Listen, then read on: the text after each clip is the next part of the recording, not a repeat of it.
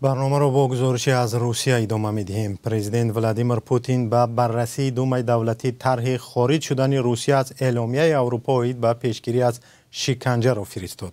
بعد خارج شدن روسیه از این سند دیگر این کشور وظیفه‌دار نمی شود که ناظران بین المللی را به محبس‌ها راه دهد و شکایت محبوسان زندان‌های روسیه دیگر در کمیته اروپا به پیشگیری از شکنجه بررسی نخواهد شد.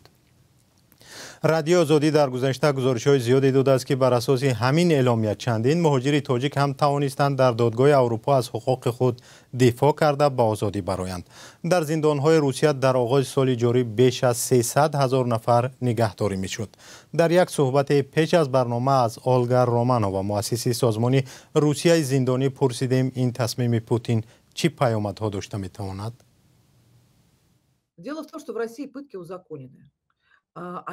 مشکل این است که در روسیه شکنجه قانونی کرده شده است. سال 2018 وقتی یک ماجرای کلانی وابسته به شکنجه سر زد، در روسیه قانون پیشگیری از شکنجه را قبول کردند که آن در اصل شکنجه را اجازه می‌دهد. چگونه؟ در این قانون نوشته شده است که اگر محبوس به فرمان کارمند مؤسسه اصلاحی اطاعت نکرد، اجازه است که نسبت او از زور و هم وسیله‌های فنی مثل الکتروشوکر استفاده شود. نافرمانی به دستور چی معنا دارد؟ آن معناهای گوناگون داشته می‌تواند. بسیار وقت این گونه حالت‌ها زمان روی می‌دهند که محبوس نمی‌خواهد علیه خود و یا همخانه‌اش بیانات دهد، اجرای عمل‌های پایمال کننده شرف انسانی را زیر نوار دوربین رد کند، مثلا لباس تگش را کشیده شرمگاهش را نشان دهد. این حالت‌ها را نافرمانی می‌نامند. این یک. دوم این که بعد هجوم وسیع مقیاس روسیه به خاک اوکراین، همه زندان‌ها دستوری رسمی گرفتند که اوکراینی‌ها را شکنجه کنند. دستوری رسمی گرفتند.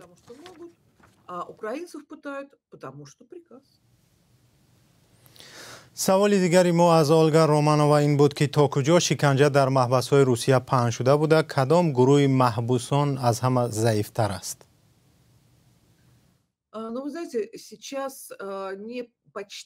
حالا زندانی‌های روسیه‌گی را تقریباً شکنجه نمی‌کنند چون که آنها مواد مورد استفاده در جنگ دانسته می‌شوند. این مواد را خراب کردن ممکن نیست.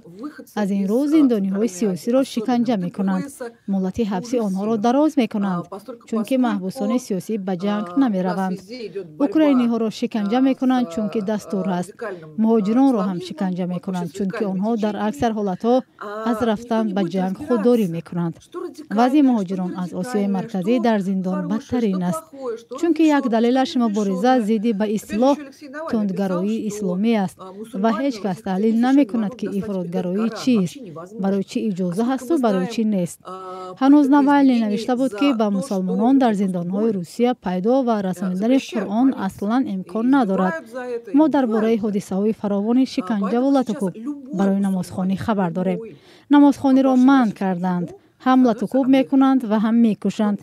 حالا هر مسلمانی که به زندان روسیه وارد می شود حتما مورد شکنجه قرار می گیرد. اجرای مناسک دینی باعث ایجاد مشکلات خیلی کلان می شود. در صورت خردترین شبهه او را می توانند یک افراطی برآورند.